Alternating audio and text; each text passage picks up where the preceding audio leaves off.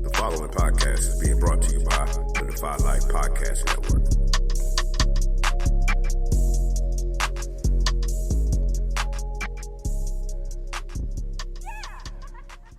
This week on the Defy Life Podcast, the guys discuss the Jacob Blake shooting in Wisconsin. They talk some NBA playoffs, some NFL COVID news, and they answer a listener question. All that and more. On to the show. Let's get it. Yeah, that's what it is. I guess we gotta do it then. You alright? Check. Pool. Alright. Money. West Coast. Let's get it. Strap in, let's take a ride. Oh yeah, it's about that time, right? Been waiting all week to get to this. It's finally time to defy life. Let's chop it up, keep it trail, no other way. That's what we do. We might disagree, but it's all love. Guarantee we gon' speak the truth. Yeah, this hit different. My guys with me, now who's with us? Stick around for a few minutes. It's contagious. You'll get it. You downloaded the realest. Don't feel us, forget out. You not rocking with Defy Life, then what's your life about? This ain't Defy Life. Told you. On to the shy life. I'm gonna let this ride out though. Welcome back to the Defy Life Podcast, powered by the Defy Life Podcast Network. This episode is sponsored by Bud Bottles, home of the Bud Bottle and the Bud Freshener. Please visit budbottles.com for your odor eliminating needs. This episode is number 170. Y'all come on in, wipe your feet, close the door behind you. I'm your host, J.R. Glimpf. Joined as always, I'm a wonderful co-host, my big cuz. What up, Al? What it do? Living in the 170, yo. 170. Like No doubt. wow. That's that's what's up. So Yeah. good to be here, just enjoying things and good energy, just feeling good and just happy to be here for another week. And let's do it. No doubt, man. No doubt. Thomas Stevens will be joining us a little late. Maybe. Our goal is to wrap this shit up before he even get on. So we'll see. So if we do accomplish our goal, there will be no trivia tonight. Okay. But we are due for, there's not a lot to talk about, so we're due for a pretty short show. So y'all may or you may not hear from Pooh tonight. If not, check out One Eye Shut tomorrow, and you'll be sure to hear his voice, as long as if his wife lets him speak. We'll see. That's funny.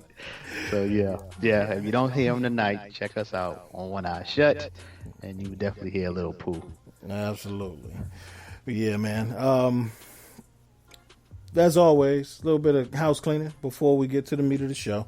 I do want to shout out our very own Quanda Hill, Shakita's sister. Quanda's birthday is today. She is one of the co-hosts on Cornbread Fed, as well as one of the co-hosts on Speak the Truth. So shout out to, I call her Sis of the Sis. So shout out to you, Quanda. Happy birthday. Enjoy it, man. Yes, happy birthday, Quanda. No doubt. But yeah, also, as usual, we want to give a shout out to our patrons, all of our patrons. We have a new patron for this week. Our newest patron is April Freeman. Shout out to you, April. Salute and thank you for becoming part of the Defy Life fam. People always ask, what's the best way to support the network? Go to patreon.com/Go Defy Life and become a patron of Defy Life. You can help support our growth and allow us to host events and continue to work in our communities. For less than your favorite fast food combo, you can support Defy Life. But yeah, you can find us on DefyLifePods.com, as well as all of our other podcasts or any of your other favorite major platforms. We're everywhere. You can find our written content at GoDefyLife.com, the granddaddy, the original. And you can find our branded apparel at DefyLifeGear.com. Go check out. We got everything from t-shirts to sweatshirts to hoodies, joggers, leggings, hats, everything. Jackets. So when that weather started to change, when that fall weather started to kick in, y'all know where to go to start getting your hoodies, get cold weather ready out there. So, Al, did I cover everything? Bruh, usually you perfect. You forgot to mention the fanny packs. The fanny packs. Man, let me tell you, speaking of fanny packs, my oldest son had a fanny pack, a Defy Life fanny pack, Okay. and he's 13, so he got a few little smudges on it. He was like, I don't want to wear it no more. So my wife was like, give it to me. I'll clean it up. Just cleaned it up. She's been rocking it every day. And she's like, man, these fanny packs is dope. So now he want it back, and she won't give it back to him. I don't blame them. I don't blame 'em. Like, there used to be a time where people was hating on the fanny packs. Right. But nowadays, fanny packs is cool. Right, exactly. I don't blame him. Right. I don't blame him. So Get your own fanny pack. Get your own. Then sorry, my brother, you got to get your own. Oh man, but yeah, you're right. I did not mention the fanny pack and book bags. Kids are back to school. Got book bags too. Bag. Yeah. Yes, sir. Yes, so sir. I got everything. Y'all go check it out. But man, we're gonna get right into it. So it didn't take long for us to be right back in the same situation with some trigger happy ass cops. This time in Wisconsin, a guy by the name of Jacob Blake was looks like from the short clip that you see, he was speaking to the police. It looks like he was basically telling them, like, I'm done talking to you. You have no reason to hold me. You're not I'm not under arrest. I'm walking away. So he turns his back, walks away, and as he's getting in his car with his back turned, not reaching for any weapons, with his 3 kids in the car, the police shot him 7 times in the back. What they weren't counting on was him surviving. And so it was initially thought that he died when he got to the hospital, but he obviously has a long way to go, but he has survived. So if he's able to recollect what happened and to actually lend his voice to holding these cops accountable, that's going to be huge. But we just went through this. I don't know. The timeline seems so, but 3 months ago. Yeah, that sounds about right. Yeah. So, with George Floyd. So, we just went through this. Al, like, to me, tell me if I'm wrong. This is just a testament that it don't matter what happens until there are. I know there's people say defund the police, and I think that statement alone is flawed. There needs to be defunding and reallocation. To stop it at defund, people seem to think that you're just getting rid of the police in total. That's not the truth. But I think something other than just reform has to happen. What do you think? Oh man, I think that again, the reform needs to be of white people. Man. That's what needs to be reformed, because that's the problem. And the defund the police, like all these other things are symptoms. And I think when you're really trying to get to root cause analysis, and what needs to be changed is the mindset that some people's lives are more valuable than others. And to me, that speaks to, this, we have to start studying why whites as a collective, and again, if this we ain't talking to you, we ain't talking to you, but we talking to a whole lot of folk out there. There seems to be a problem with this idea that it's okay to take some people's lives, and some people's lives need to be valued. And I think we are at a place where until some accountability happens in terms of people breaking the law and taking anybody's life, so whether it's a white victim, black victim, a white cop, black cop, it don't really matter. The fact is, if you murder somebody, if you take somebody's life, you should be held accountable by our society. Absolutely. And that to me is just, again, I don't want to see no more documentaries on studying black males. I don't want to see how do we black folk deal with the police. To me, the research, the workshops, the documentaries, the policies, whatever, it all should be about how do we deal with white privilege? How do we deal with white supremacy? How do we and not just from a black person's perspective, because to me, like, again, racism will stop when white people want it to stop. And so the question is, why won't they stop it? And to me, because it's not a can't stop it, why won't they stop being racist? That to me is what this is. Again, so that's why I'm kind of discouraged. Just because, not that I thought, oh man, this will never happen again.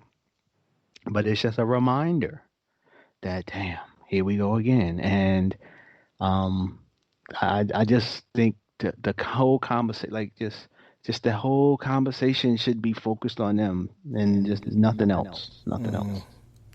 Yeah, I'm with you. Again, it's not black folks' responsibility to teach you not to be racist. Right. We joked before, and I always joke with Regular Scott about the magical Negro syndrome that we usually tend to see in movies, whether it be Green Mile or Bagger Vance, whatever it is. The magical Negro driving Miss Daisy, we see it all the time. And I think that kind of distorts reality for a lot of white folks, thinking that it's up to black folks to mend fences and teach them not to be racist and turn the other cheek and nice your way to no. In order for this to stop, and it's going to take some hurt feelings and a lot of discomfort. And we ain't going to nice your way to this. So the same level of discomfort and pain as my ancestors and my brothers and sisters are feeling now, it's going to take the same amount of discomfort for you to turn over a new leaf. So just come to that realization, because unless white folks are willing to get uncomfortable and be disturbed and shook for a minute, then it's not going to change. So I agree. Flip the word from racist and say rapist. How would it sound if we were saying, if we want to end rape in our country, but we're not going to look at the rapists, the perpetrators. Right. That makes no sense. Right. And if we said the victims have to teach the rapists not to be rapists, that's crazy. We would get laughed out of the conversation if it was like, well, that's all it takes. If the woman or male that was raped, if they would just, act a certain kind of way around a potential rapist, or it makes no sense. Just really what they say. Right. Address the problem of rape. You address the rapist. Right. That's how it's dealt with. But we still have. I'm watching clips of the Republican National Convention. We still got people saying America is not a racist country. Right. What? Yeah. Like with all that's gone on from the inception of this country to the day. Right. And not saying everybody is a racist. That's nobody says that. Right. Nobody says everybody in this country is a racist. Nobody. But the idea that racism is not intertwined into the past and present day of our country is just ludicrous. Absolutely. It's just ludicrous. Yeah. I mean, I guess to me and you as well, we're able to talk about the good and bad of anything. Right? So we talk about America. We're not going to just talk about the bad, and we're not going to just talk about the good. But you got to be able to address both and lift up both to be real and authentic. But right, yeah, and that's it's a shame. Yeah, and then that's why would you even get the shooting? Why would you have to detain this man? Mm-hmm. Why does it even get to the point where you have to shoot somebody 7 times? That's just absolutely. Yeah, and that's what's a shame to me, is that for a group of people to live by a motto, "Make America Great Again," acknowledges that America is not currently great in your eyes. Mm-hmm. But when it's time for other people to acknowledge that America is not currently great, and they give their opinion on what can be done to make America great again, that's not acceptable for you. No. So basically what you're saying is make America great on my terms, which in itself is not American. So No. Yeah. Let's just make America great for me. Right, exactly. Me. Right. Yeah. That's all they really think. Right. And so, and most people, when you ask them, when does that, when does again refer to? Most people revert to the 50s and the 60s when black folks couldn't vote and couldn't use public facilities and things of that nature. So, couldn't ride on the back on the front of buses. In a lot of cases couldn't use public transportation at all. And that, when we were publicly getting hung in front of crowds of people having parties. So, America was never great in that sense. But again, like you said, it's make America great for me. I don't give a fuck what happens to you and yours. So, given that, Mr. Blake did survive, hopefully, like I said, he's got a long way to go, but hopefully he fights his way through this. Because if he were, granted, there's already going to be enough protest and uprising for this. But if he were killed during that shooting, it will be George Floyd all over again. And this country can't afford that right now. And I guess, we need to, I look at our country and so much of who we are and how we operate is on at a surface level. And we real faddish and we real into symbols and stuff like that. And I think we need to we have to dig deeper and get to a point where it ain't just about, supporting somebody's slogan or saying that you are. And, we've talked about it. What is it? Are you anti-racist or are you not racist? And just saying you're not racist, that's that surface stuff. Right. But as a society, will we be anti-racist? So to the woman who said, well, this is not a racist country, and it was Haley from South Carolina at the Republican National Convention. My question to her would be, okay, so if you're not a racist country, are you an anti-racist country? Is that America? Is America anti-racism? Right. And the answer is hell no. Hell no. And that's where we need to be. We ain't anti-racist. Yeah, and it's funny because Nikki Haley, for her to say that America's not a racist country, but she doesn't even acknowledge her true heritage. She's Indian. Oh, she did last night. Yeah, that was the whole spiel of her. Right, because people finally started calling her out on it, and she finally did. But for her to whitewash her own name and to never acknowledge it until people started calling her out on it speaks volumes as to how not racist this country is. Great point. Because if we wasn't racist, why would you even have to hide your heritage? Great point. Especially to be a part of that, to be a Republican in today's society, and go be many Indian women to make headway in as a Republican in current society. So it's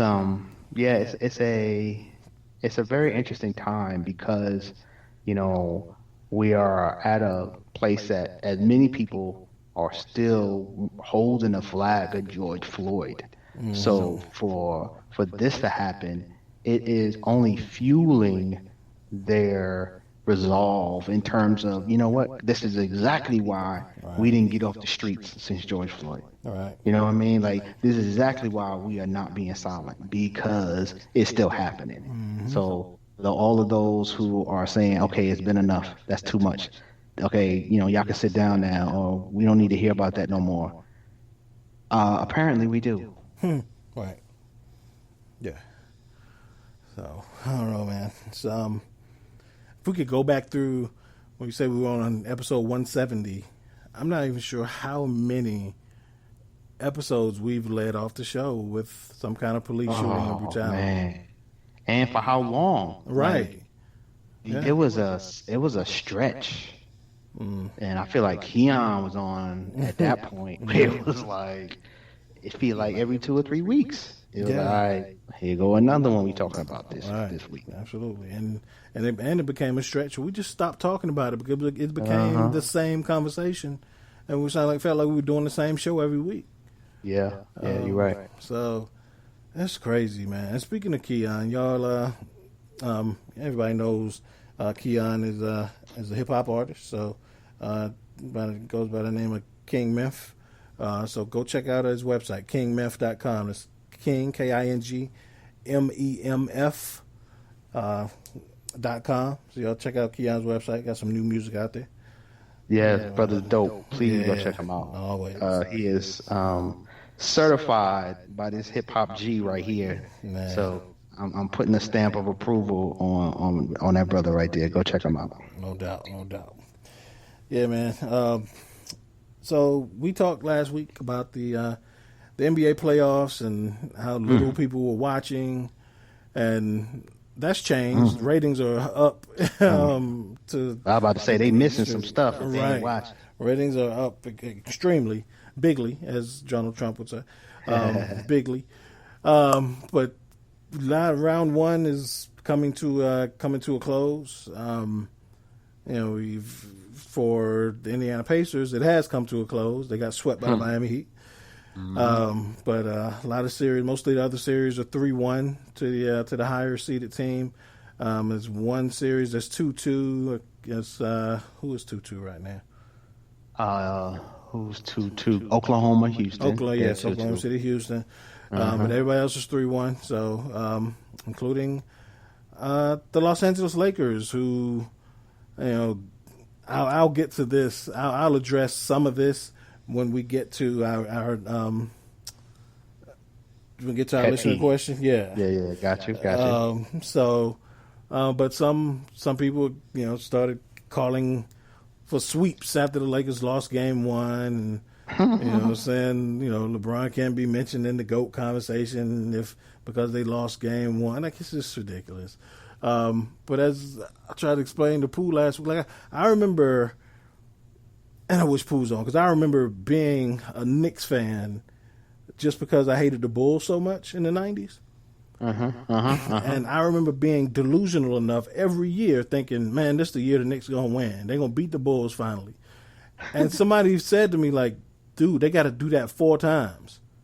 Even if they win one, it ain't like it's the NFL or they got to beat them one. They got to beat them 4 times. You really think they're going to beat them 4 times? And it took me like 3 years to get it. Like, damn, that shit is hard. Like beating Michael Jordan. Right, exactly. And regardless of how hot you are or how prepared you are, to beat the best player on the planet 4 times, it's pretty hard to do. Especially when that player is on a really good team. Right. They came close a lot of times. Close. Right. They came close. Shout out to Patrick Ewing. Yeah. And Oakley and Charles Starks and their crew. Right. But they did come close a couple of years. Smith, LJ, like they all. Never happened. Right. And I say that to say, like we talked to Pooh last week, and Pooh said that it's going to go 7. It wouldn't surprise me if they. And I said it wouldn't shock me if they went. It's the NBA, and it's in a different kind of format that we've ever seen. But, like we said last week, and you said the same thing, as hot as Dame Lillard has been, for him to have to carry a team as an 8 seed and to play at the level that he would have to play to beat the number 1 seed in the West, who has the best 2 players probably maybe in the league at this moment, at least 2 of the top 4. Like, that's tough to do. And now we see it, especially, Dame's body, he's hurt his finger, and then now he's got a knee strain, so his body's starting to wear down. So it's pretty much done. That Keon done. And because they dominated them last night. Right. Started the game off 15-0, and just, got to a point where second quarter where things really matter. LeBron was pulling up from half court shooting threes. So it was over before somewhere between Osei and Can You See? That game was over. Yeah. What's your? No, go ahead. No, I was just gonna say, I definitely watched as a Laker fan, been watching that series, and there were people who came right out after that first game loss and was like, if he get knocked out by Portland, by Dame, because Dame balled out, right? So you're looking at Dame coming out of that Memphis game into this game, and you're like, oh wow, like Dame is on a whole nother level. But they didn't win by much, and the reality was, what I was telling my son was, it was more they missed shots. The Lakers, the Lakers missed a lot of shots that game. I mean, they were like 9 for 25 from threes. So I'm like, yo, and you lose by 6 or 7 or whatever it was. If they make 5 of those 3-point shots, they win the game. Right. And so, people going to hate on LeBron, and they're going to take shots at AD, because at the end of the day, that wasn't their best game of the series, game 1, which is understandable. But it wasn't their best game. They missed some free throws, near the end of the game, and just their game has improved throughout the series. But the truth of the matter was, not Green, what's the dude from San Antonio, the shooting guard? Danny Green? Oh, Danny Green. And Pope, like Caldwell, they need to play better. And when they did, and Kuzma, when they did play better, they've been winning the games. And I think their effectiveness speaks to their leaders playing better as well. Right. I think because they're role players, as LeBron and AD, as they started seeing them getting more confident and getting more into a flow and really getting their player ball on, the B-level players and C-level players got confident and are looking better with their shots. So I think that's more of what's the story, as opposed to LeBron losing a step or it being an indictment on LeBron. He's been playing hell of a ball like the whole series. So shout out to him. But to your question of what's the biggest takeaway though, like the thing that stood out to me is the youth. Like whether it's Donovan Mitchell, or Luka, or Jamal Murray, or Jason Tatum, or Jaylen Brown, or Porzingis, he been balling too. Or Porzingis. Okay, I was hating on him because I still got Right. for the next game. But you right. Shout out to Porzingis. There's been some cats who've been balling, like high level, best player on the court, more than one game, balling. So that to me is what I've been noticing, is that there's some youth who are making a name for themselves. Yeah. So that's my biggest takeaway, man. I'm enjoying it because it's good to see, because LeBron is at the end of his career, not the end, but end of his prime.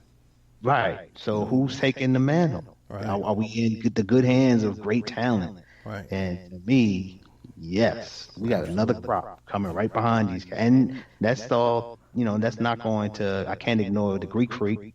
Right. And he ain't Hey, Orlando winning the game impressed me. Yeah. Shout out to Paul. What's the guard that was drafted by Philly and is now down there? The guy that couldn't shoot when he first came here. Marquise Fultz. Yeah. Okay, him. Has playing so much better. Like I feel like I hadn't seen him play since Philly. Right. I forgot about him. Like, oh, he got his game back. That's what's up. Yeah. Good to see that. What do you think about Philly? You think they should break him up? Oh, that's tough, man. If they got rid of the coach, I would try a new coach and a new. Yeah, I think that was smart. Right. So I don't think if you're getting rid of the coach, I think you stop at that brick without tearing the whole house down. Yeah, especially considering how much talent is there. Like, think about how long it took them to acquire this talent. And if you go a couple years with a new coach and a new program, and it still doesn't work, then fine, break it up. But, at least give somebody else a shot to, win with this talent. I would look at making a deal or two. Like, Yeah. I wouldn't get rid of Embiid or Simmons. I would give them another year. But I just think, like, Tobias and Horford. Yeah. There could be pieces you can get with them. Yeah, like, I got to figure something out. Like, I do like Tobias, but I don't know if Al fits. Or one of them. Right. Like, maybe both of them. Right, and that they're missing shooting, consistent long range shooting. Like they don't have a sniper, and if they could, I can't even think of. Of course, you think the usual suspects. Kyle Korvers, like a Beal, right? Like go get right. But it will require Bradley Beal to understand that you may not be a first option here. You may not, but you're going to get your shots because you're going to get a lot of opportunities with Embiid and Simmons. So, I don't think they should break it up, but something's got to be done in order to add pieces around what they have. And I agree that Horford and Harris, at least one of those two, can be shipped out to acquire more pieces to make them more versatile and more well-rounded, especially on the offensive end. Because I think, shooting is definitely something that they should look into, consistent shooting. But I think, especially if you can get that from a point guard like a Kemba Walker, and not necessarily to run the point, but a smaller guard, a guard that can, with a little bit more pace, could impact the game and get in and out the paint and shoot the three. Right. Yeah, and it may require, for them to move Ben Simmons away from the point. Which wouldn't be a bad thing. It wouldn't. I mean, And regardless of whether they do or not, it's going to take a lot of dedication from him in the offseason to improving his range as a shooter and his confidence as a shooter. Because he just ain't going to make it in today's NBA, period. Not reach his highest potential if you can't shoot. Or if you don't shoot. Because people are going to continue to sag off of him, and it's going to be part of a game as a distraction as well as people continue to ask him about it. And he just needs to have it in his arsenal. The team needs him to have it in his arsenal. All right. I have been really impressed with Miami. The way they are playing as a team, defense first, running the court, hard basketball. Jimmy Butler style basketball. Yeah. I give them a lot of kudos for playing very cohesively, but also give kudos to who built the team around Butler because they really do have a lot of folk who play hard like he does. Right. And Miami's a hard team to dislike because they're scrappy. It's not like they don't have talent. They've got some talent on that team, but they're scrappy with it. And they do take they take on the personality of Jimmy Butler, who, he's not flashy. He's never been like the biggest name in the biggest talent, biggest name, but he works his butt off. Correct. And it shows up in that team. And the acquisitions of them to go get Iguodala and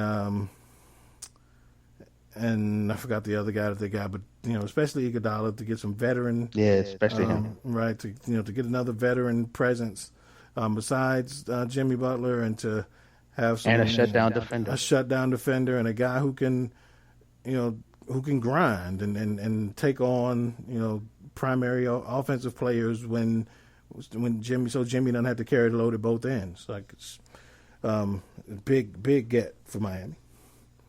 I look for them to in this next round. I'm looking at them as a team that could go 7 with anybody because similar to how Kawhi rose the level of play of a Toronto by just being the closer, the defender, the leader on the court. I see Jimmy as being a very similar player, especially in the East where there's no LeBron in the East. Right. Yeah. Like Giannis is trying to establish, but if I'm Jimmy, I'm playing and preparing like there's nobody stopping me. Like it's really nobody who everybody. Oh yeah. No, there's nobody in the East that you can say you might have a favorite, but there's no lock guaranteed. Like oh yeah, he's the best player. They're the best team. No. So I could see Miami really going deep in any series and all the way through the playoffs because they got that type of team. Right. And, there's, like, I remember there was I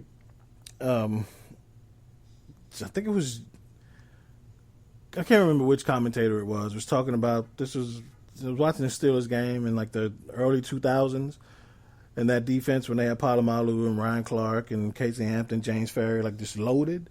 Mm-hmm. And I remember a commentator saying, "There's no visitors on this defense. Like meaning they all come to play hard, they all tackle week in and week out. There's no visitors here." That's how I feel about Miami. Like the Heat, like they go however many their playoff lineup goes 8, 9, 10 deep. There's no visitors there. Every dude that comes off the bench plays just as hard as the guy that was in front of him. They all play defense. They all rebound hard. They all run the floor. There's no guy that you look like he's a weak link effort-wise. And they play team ball. Right. They play unselfishly. Mm-hmm. So, again, feeding off of the spirit of Jimmy, and I think, and shout out to the coach, Eric Spoelstra. He's been the coach of, it gone deep, knows what it takes to prepare and get a team deep into the playoffs. Even with Miami and D Wade, they play hard then. Mm-hmm. He has those types of teams that tend to be solid and smart. Right. Hard teams.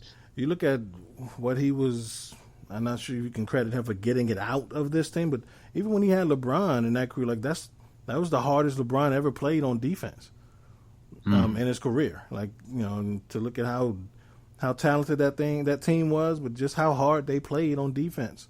How hard Chris Bosh and Wade, all of those guys, as talented as they were, how hard they played. So you're right. And that may, that's a trickle down effect, I'm sure, from up top with Pat Riley. True that. Yep, can't forget him. Right, but Spoelstra has a lot to do with that, and now he's a veteran coach with a team of a bunch of no names, pretty much. He's getting the most out of him. And Toronto running through Nets, I think, is going to be a beneficial for them. I mean, I think they are a team that another solid, hardworking, no real superstar team. So I wouldn't be surprised to, just like I was talking about with the way they play with Miami, I wouldn't be surprised if they make a good run, because the Nets are, while they're a young team, they are a pretty good team, a hardworking team, and the fact that the Raptors never slipped up and gave them a win, to me, shows that they are prepared, and I just took note of that.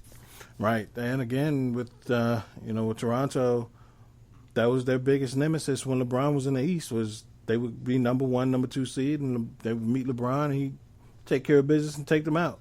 They don't have that anymore. That worry's not there, and not that Giannis is not on that level as a player. It's just that he doesn't have the team around him that can kind of. I don't think he can single-handedly take them out. So Toronto's in a good position, or they, like you said, they make quick work of the first round and they get the rest, and the teams that play hard need all the rest that they can. So you looking at Milwaukee would end up playing Miami, and then Boston is playing Toronto. Right. Good matchups. Good matchups. Yeah, and it's tough to, man. Boston's playing at such a high level right now. Yeah, that's a good matchup. Yeah, and to see, that's the beautiful thing about the NBA is we actually like to get to see players grow up in front of your eyes. See Jason Tatum step into, he's becoming a superstar. And and showing every night in and night out, taking shots that he wouldn't take before. You know, I'm going with Boston on this one. Yeah, me too. So it's gonna be fun though, man. It's good. It's good to have basketball back, man. Yeah, it is, and that's the other part. Just the underlying, but a huge story. I think there's two with the NBA playoffs. Like, there's the basketball side of it, but there's two other huge stories that are just as important that's going along with this.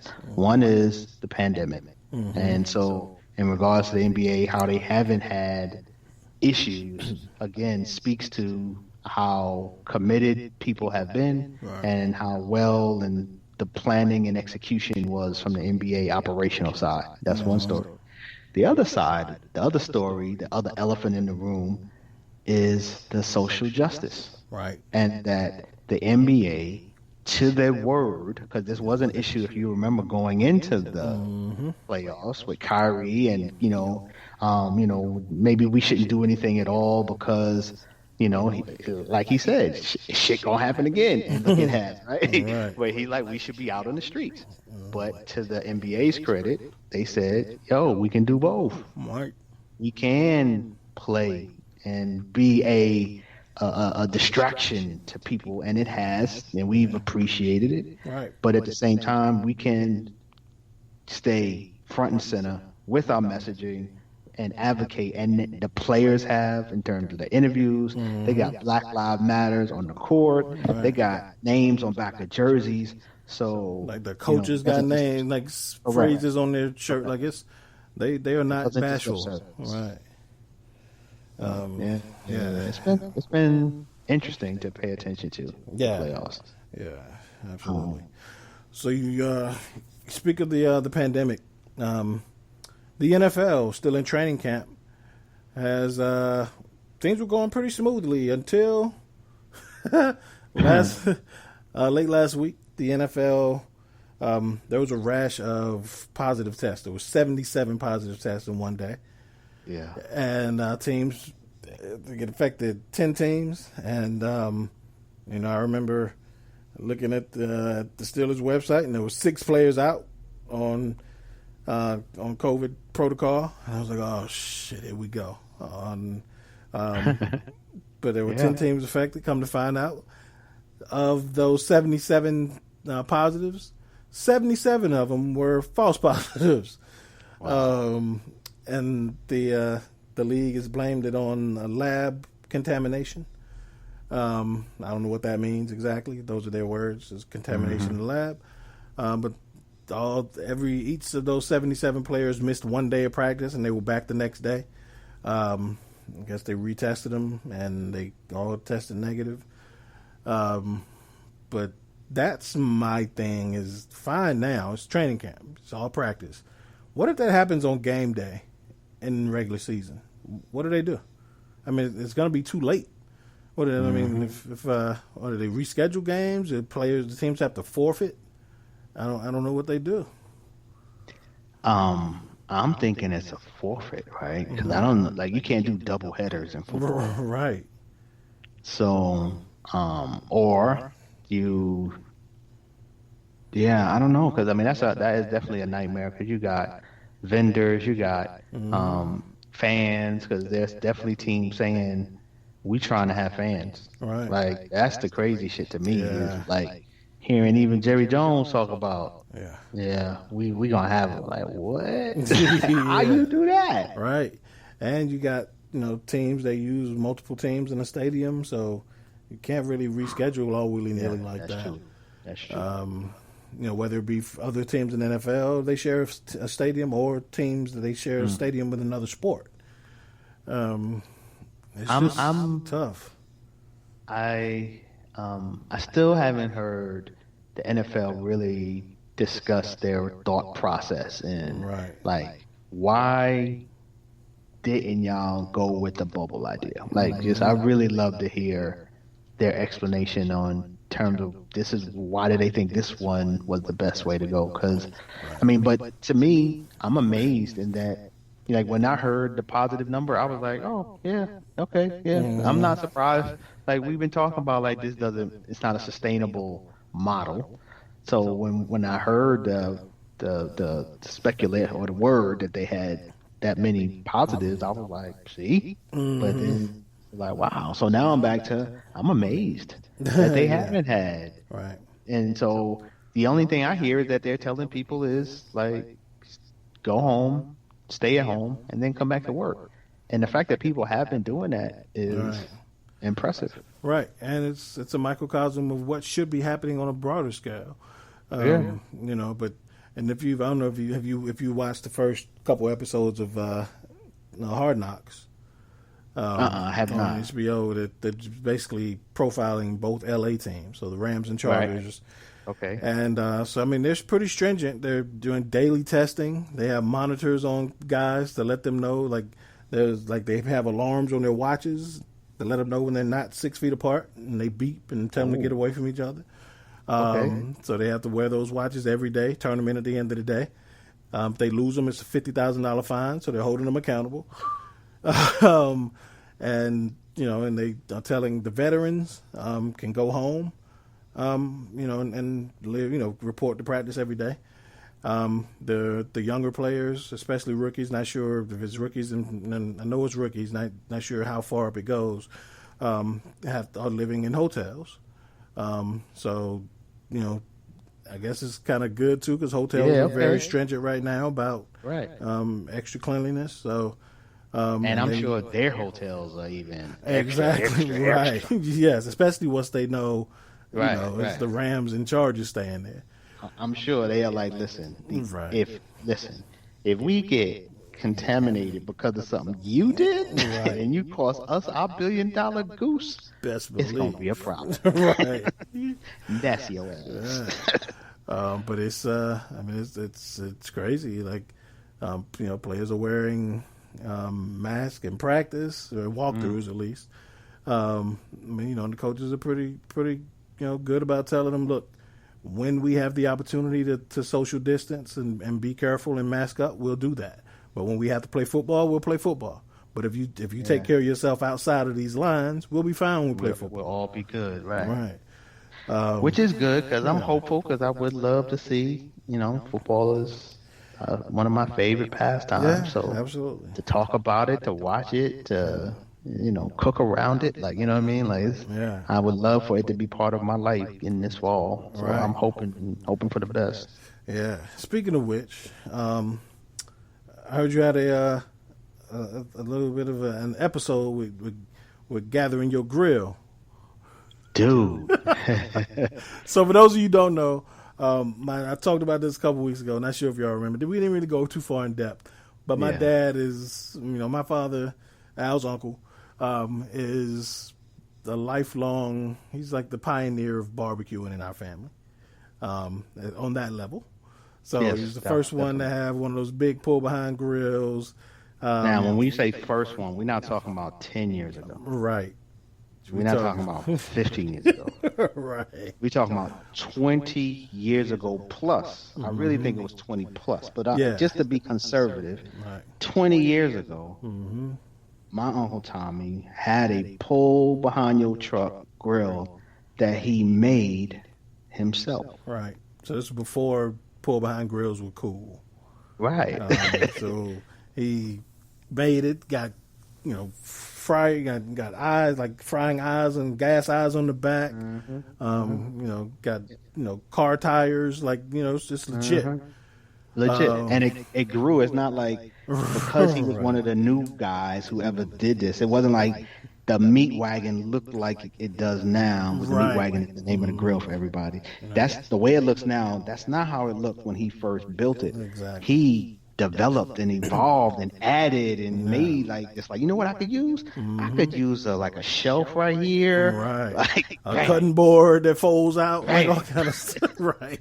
You know, I need a way to fry some chicken, fry some fish. Bam. What about something to hold my cooler? Bam. My pitcher of water. Bam. I need to put a name on it, like everything, like all that stuff. So, so he was not just the first one in our family, but he was the first of a generation of people to have one of these grills. Correct. And now he's added onto that by this huge rotisserie. I think what he said. I think do like 16 briskets at one time. I can see it. I know. I looked at it this weekend. I know I could do 15 slabs of ribs. So being able to do 16 briskets is because they're about the same. Right. Yeah. So, and it's a rotisserie. It plugs up and it rotates on its own, but it's huge. Yeah, And so so that's a little bit of a backstory. So I asked my dad to say, "Hey, Al came get his grill yet?" He's like, "Nah, he tried, but he brought his You tell us what happened." So okay. So his Uncle Tommy gave me the grill. It's been almost 2 months since he blessed me with this, and so I've been trying and waiting and trying to figure out, and just so eventually I put a hitch on my Acura RDX, and towing capacity of 1,500. I don't tow like I know enough to look up, can my truck pull something, right? So I'm like, okay, 1,500 pounds, it shouldn't be that big. Okay, I'm good. So I drive up there, and me and my wife, and we pull up into the yard, and we're looking at when we pull up and we look at it, first thought goes to my mind is, that shit is bigger than I remember. Right. That's the first thing that goes to my mind. Like, I don't remember being that big. That's not, but okay. And then I look at my wife, and she's like, "You gonna be able to pull that?" I was like, "I don't know. Let me go look. So I go out and inspect, and then I'm like, well, you know what? Let me go ask my uncle. Let me ask you a question. How much you think that weigh? He's like, I say about 2,500 pounds. Jesus. I was like, oh, you know what? I'm going to leave this here. It's bigger than I remember. Right. I'm going to have to come back with a pickup truck or something. Because I'm not even going to risk it. There's no rush. It's like, he's like, don't risk it. It's fine sitting right there. No need to rush. I'm like, I want to play it safe. It's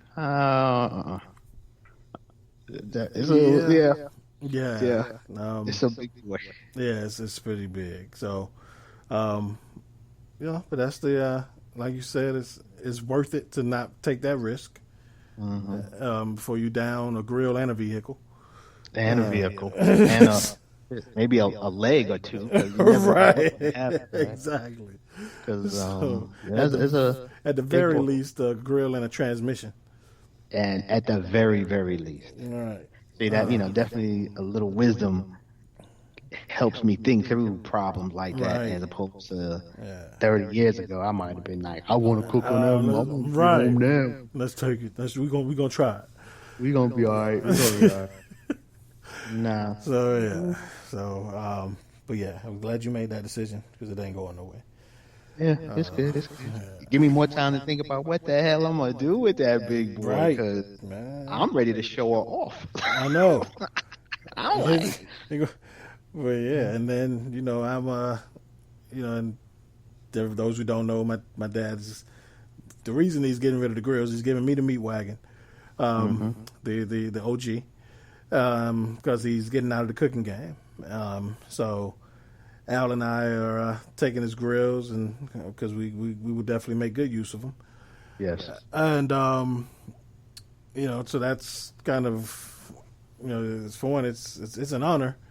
But knowing that it's there, but it's gonna make me have to go buy a pickup just for this grill. Yeah. I mean, at least an old pickup that I can get back and forth to point A to point B just to get this grill around. Because otherwise, it's just gonna be stuck in my backyard. Yeah, I hear you. I feel you. I'm exactly there, right? Because obviously, what I have ain't supposed to be pulling it around either.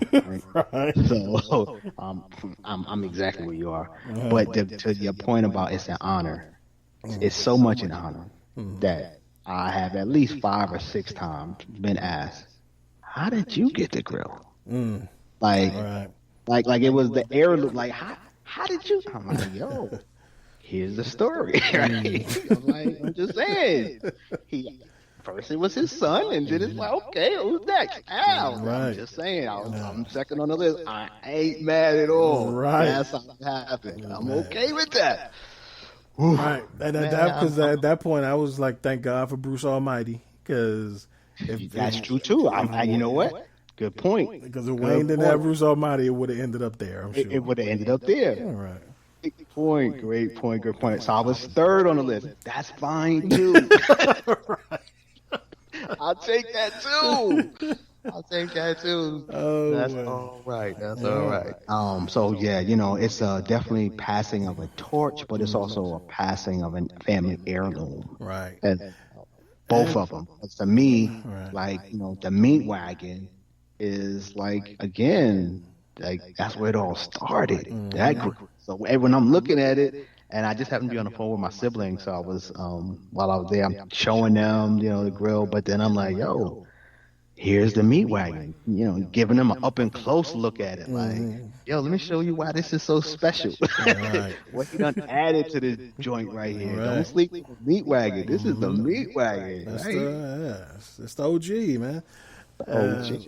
We done a lot of food, a lot of good times. Right. And that's what I was about to say. Like, it is an honor on the surface, it's an honor without a doubt. But if you think about, for one, to be in the top, for each of us to be in the top 3 on that list of how many people that could have gone to. Oh, hell, I'm saying. Right. You understand that's my whole point. Right. The honor of what we saying, what this is right here. This is a huge honor. And to think about how many people those grills have fed. Man, just at the chitlin strut alone. Oh my God, yeah. We fed thousands. Yeah, right. Just at the chitlin strut alone. That's how many people have come by and they'll let me get a piece of that. Because see, that's the other part about our tailgating and grilling experience, how we do it, right? Which I didn't really learn and appreciate the culture until I moved down here. Right. I get down here and I see what tailgating, and it's not just about you cooking. Yeah, you cook enough for you and yours to eat, but it's also an experience where as people are walking by and if they want to taste some of the food, please help yourself. We don't cook plenty. Get as much as you want. Right. We don't as cook long plenty. As you respect everybody, right? Yeah, we don't cook plenty, and it's a pleasure for me to see you enjoy it. That's why we doing it. Right. That's why we doing it. And enjoy it. And it's a tough mentality for a lot of people to get, because it's not a cheap hobby. Oh hell no! Please, and so trust and believe. The first time the New Yorker in me is looking like, whoa! Explain this to me again. Exactly. We just giving away the food, right? But they buy it, right? I'm just saying. Like, no, Al, that's not why we do this. This ain't the time for that. Right. And don't get us wrong, there are, when we there are times for that. Right. We done did that. We do that as well. But when this today, the chitlin strut or the tail or whether it's a homecoming or wherever we at, right. It's not distant. Or just a backyard cookout. Or just a backyard cookout. If you driving by and you know me, and you smell food, and you smell smoke in there, come on through. All right. So that whole mentality was, I think that has been part of, making me who I am, giving me the mindset perspective in terms of the cookout and socializing and that tailgate culture that all stems from, because I wasn't like that when I moved down here. Right. That change and making me the man that I am and see it the way I see it comes from hanging out with them glimpses. Yeah. And and just the opportunity, not that it's a given, but the opportunity to keep it close to you and expand on your skill set and your equipment, and to eventually pass it down to your son or your daughter. You never know. Or my daughter, right? Or my nephew. Or your nephew, right?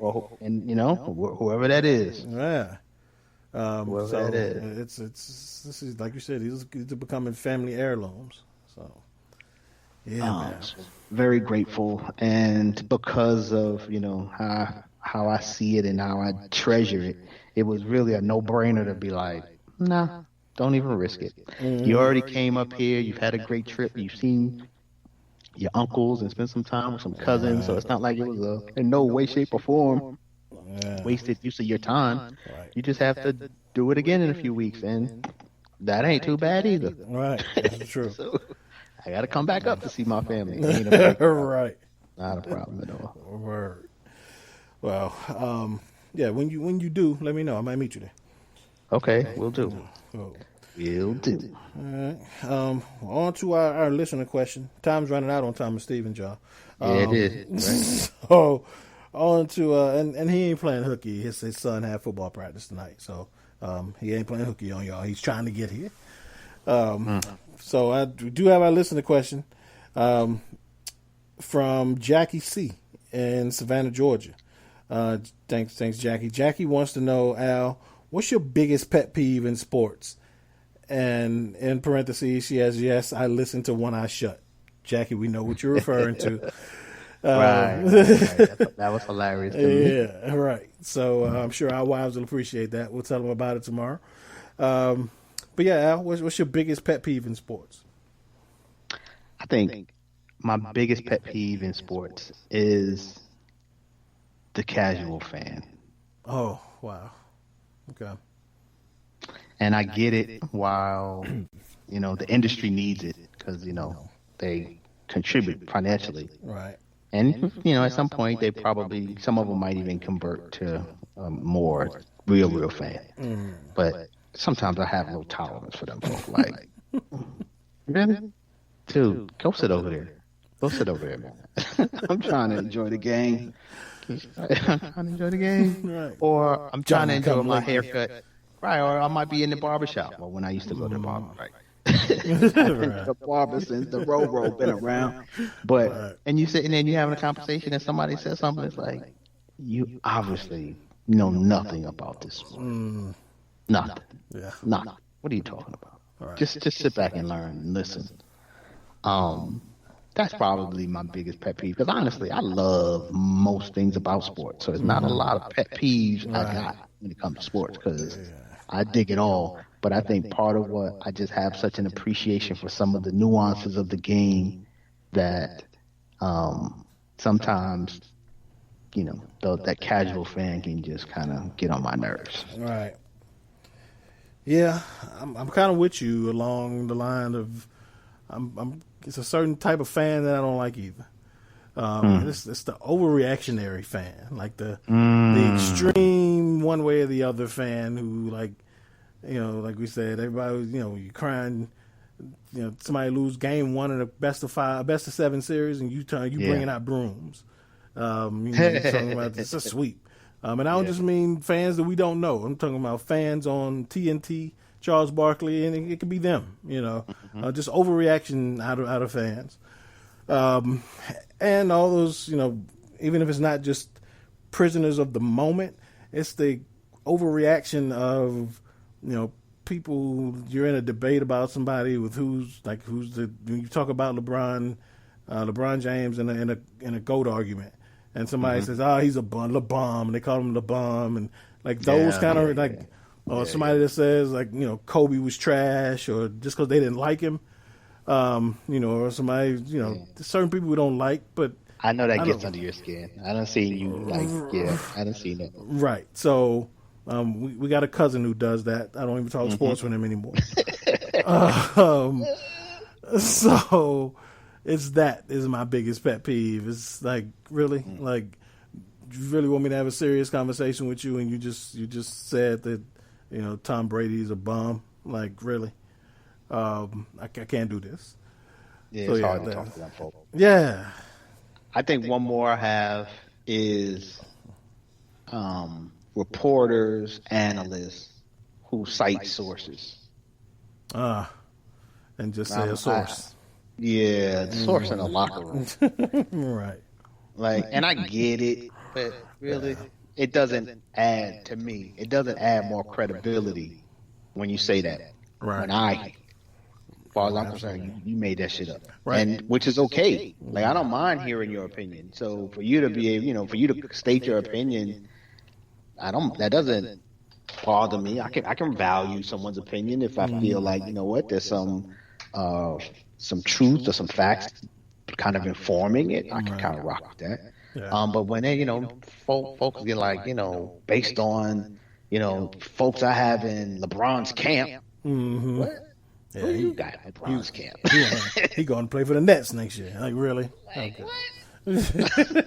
Folks, I got LeBron's camp telling me that he got problems with the way that. Right. Yeah. That's Yeah, I know you don't like that either. I've seen you get upset by that. But yeah, and like you said, it's, I guess I didn't realize it until you said it, but there's not too many things that pet peeve me about sports because I like most things about sports. So it has to really overcook my grits in order for it to be a pet peeve for me. Because I think where you get into some passionate conversations and debates in sports, they don't necessarily reflect necessarily your pet peeves. It's just it's a passionate hobby, and I think one where people can get in opposite opinions or opposite camps because they like this team or they like this player or they like this sport. So I when I see the vigorous debates, to me that's just part of it. But this pet peeve thing where it's just like very few, very few. Yeah. All right. I'll do one more. Okay. I got a pet peeve for people who automatically disrespect women's basketball. Oh wow! Shout out to Keon Small. That's like what? And I'll go even further because I thought you was going here when you said it, but kind of a spinoff on that. People do to automatically poo-poo women's opinions on sports. That too. And they kind of like pat them on the head, like, oh, that's cute. You know about basketball. Like I guess Cam. Shout out to Cam Newton. That's cute. But yeah, that. I know I'm laughing, but it's really not funny because I seen it. Right. Fellas like, what, lady. And you're like, oh, here we go. Here, the whole disrespect to his tone, all condescending. Exactly. Like, you know what, lady? Yeah. I hear you. I hear what you're saying, and I respect that you can know a little bit about sports, but here's where you're wrong. Right. Yeah. Yeah. I hate to see it because, and granted, I guess a part of that pet peeve because it's kind of on the flip side too. Because women can also fall into that category of casual fan, just like anybody else. So it doesn't mean that women can't be treated like that casual fan when they fall in that category. But that's true. Just like any dude, once you prove to me, and this is how I feel, once you prove to me that you're knowledgeable and you worth me having a conversation with or debate whatever. I'm all in. I'm all in. I'm all in. And you know who was a fan like that? The Ohio State. What's the lady's name? Karen? I feel bad. I can't remember this one. Angela. Oh, Angie. Oh, yeah. Angie. Yeah, man. Like, it took me, I was about to mention her. It took me a while from us knowing each other for me to realize why we didn't work as a couple is because we had the same shit. Usually when I'm watching Sports Center, somebody's like, "Yo, get out from in front of you. Didn't watch this. Your third episode of Sports Center. Stop watching it." She doing the same thing. So, but you're absolutely right. Shout out to her. God bless her soul. Yes, rest in peace. But she very, very knowledgeable, and again, once I learned that she was took time to take it seriously and to know what she was talking about, I was all in. So yeah, man. But yeah, so fellas, just a quick hint: if you know a woman who is knowledgeable about sports and she's holding her own in the conversation, acknowledge that and don't treat her differently, or like Gal said, take some condescending tone because you feel like since you have testicles that you know more about sports. Really. And while I can, my pet peeve might be a casual fan, I do have a lot of love for a fan who's trying to become more knowledgeable. Right. Absolutely. So for whether it's any woman that is in your life or any man that's in your life, to me, like if I find somebody who wants to learn more about the sport, or my I'm old kid. definitely right. I'm doing all I can to share what I know and help them understand it. Right. Yeah. And in those points, especially with football, that's when you realize how difficult it is to learn football. Because you forget that, like, growing up, you've learned it on an incremental level, like an incremental basis for so long that you didn't get hit with like a bunch of info at one time. You got to learn it in steps. Yeah. I can't imagine having to learn the game of football in a setting, and having to learn it over a period of weeks during a season, from someone who knows everything about it. Like, I couldn't imagine having to learn football from me or you, because it would just seem like I'm being avalanched with all this information. So I get it. That over years having to teach my wife about football, I could see why she would kind of get like a bad taste when I would get frustrated or be like, I just told you this 2 minutes ago. Cause I don't know what the difference in offsides and this was so that's tough. So, but I appreciate it, especially when you have that kid, like you said, especially like your son when he gets a certain age and he starts to show an interest and wants to learn. It's always it's a fun but daunting task. It's daunting, but like you said, it doesn't happen in one setting. So you got hopefully games, opportunity to sit down and watch or go to. And it's even easier when the children have actually played it in some way, shape, or form. Right. Yeah. So it's, because it's been fun to kind of educate my daughter a little bit over the years. She's watched enough and to where she has a very elementary sense of it, but every now and then I can kind of broaden it and make it a little deeper. I just have not converted her to be a diehard Cowboy fan yet. Who's her team? She don't really have one, but so it's not like she has one, but I haven't got her to where she's like, well, I'm a Cowboy fan. All right. My dad is. I'm a Cowboy fan. So her brother probably be in her ear too. That's the problem. I'm sure he down the street hated on her brother. You ain't gotta be a Cowboy fan just because dad's a Cowboy fan. Pick your own team. Exactly. Be a fan. Dude, can you leave this alone? Can you leave this alone? Get out. This ain't got nothing to do with you. I let you have your team. Wait till you have your own kids. Right. And and I've tried. I learned through him that I can't just bribe him or convert him or make him a Cowboy fan, because I damn sure dressed him up in the Emmitt Smith jersey. Wow. I remember when he was 3. You're right. I got those pictures looking at them now. But that's where you went wrong, bro. That had to be where you went wrong. Right.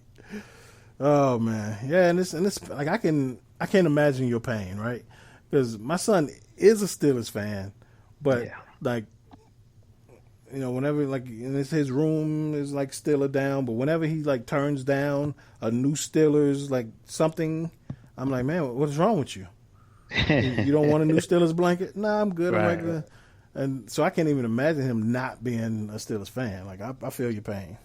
It's totally rejected my franchise, and it's like, damn, James. But it's okay. It's all right. Hopefully he'll have some children, and I'll ruin his life and make sure his son's not a Steelers fan. Wow. You ain't gotta be a Steelers fan just because your dad is a Steelers fan. He gonna call you one day. For the Cowboys. He gonna call you one day like, Dad, you're not gonna believe this. Like, what's wrong? Everything all right? Yes. My son is a Ravens fan. Oh, he like, say. I'm be like, really? Yes. I'm gonna start sending him jerseys on Monday. Oh man, yeah. So we got a cousin whose son's a Cowboy fan, Lil J. So that definitely gave me some sense of I got somebody in the next generation to be watching games with and pulling for my squad. But I need to get a couple of more. Yeah, it's tough, man. So. Oh man. Well, Pooh just sent a text. He will not be here. He got home, about to jump on, and realized he lost his wallet. Dang. So he's about to go back to the park and look for it. So dang. No Thomas Stevens in that. Man. I've been there, done that, and that sucks. Man, Not like losing the wallet. It's never happened to me, so I ain't gonna speak on it. I do not want to jinx yourself. Nah, don't do that. Don't do that. I mean, it's happened for 10 minutes, and then I'm like, oh, okay. But to actually have lost, yeah. Mm-hmm. Woo. That took me like a month to get over it, to stop looking for it. Right. To actually go literally buy another wallet. I ain't buying another wallet. For what? I'm going to find my other wallet. Damn. It's here. It's somewhere. I'm going to find it. Crazy. Finally, it's like, hey, bro, go buy the other wallet. Damn. Let it go. Let it go. Whew. Yeah, I ain't going to talk on it. Well, good luck, Pooh. That's all I'm going to say. Good luck, Pooh. Man. Oh, man. Well, damn sure. Question, Jackie C. from Savannah. Good question. Great question. Yeah. So, like we say, when we talk about your question and spin off on it and talk about other shit for like 30 minutes, like, it's a really good question. So, damn good question. All right. So, shout out to Jackie. If y'all want to hit us up, if you want to get something off your chest or you disagree with something we say, anything, just hit us up on, you can email us at info@godefylife.com, or you can hit us up on social media on all platforms at GoDefyLife. So no trivia tonight, so we'll roll that over till next week. So hold on to that one. Will do. But that's it, man. What you got for me? What's your parting shot? Let's see. My parting shot is just as we deal with, another incident of social justice. All I say is, we want justice in this case. We want justice in the other cases. And we need to I want to be hopeful. I wish I could really leave on a hopeful note, but I'm just not there right now. And I always like to keep it real. So, keep the faith and, keep the foot on the gas, because, we need something to be different. Something has to be different. I need different. Otherwise, we just looking crazy right now. So, see y'all next week. Had a great time tonight, and hopefully be here next week. Absolutely. Yeah, man. I got nothing crazy. Ditto to everything you just said. Something's got to be done. We got to be better. We all do. This week I did have the pleasure of and the honor of being a guest on Take a Knee for Marvel vs. DC, as Regular Scott and Uncle Oz.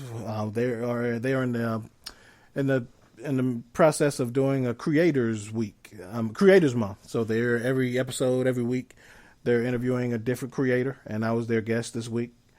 And so really just talking about the beginning and the evolution of Defy Life and where we are now and where we're going. So got to talk about some early stories of me and you and Keon and Pooh doing 5-6 articles a day and trying to have our hands on everything. We were just a show and a network. A show and a website, and to where we are now. So just fun to look back on our growth and chop it up with Oz and Scott. They do a great job over there. Y'all check them out at Take a Knee for Marvel vs. DC. So thanks, guys, again for having me. That's what's up. No doubt. That's all I got, man. Again, me and Al will talk to y'all tomorrow with Pooh, with our wives, on tomorrow night on One Eye Shut. We will talk to y'all again next week. Until then, Defy Life. Defy Life.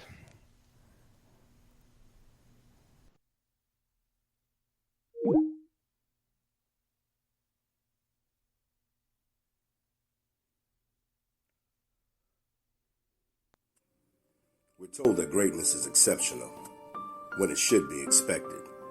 You choose every day to live your life intentionally, without apology for how bright your light may shine.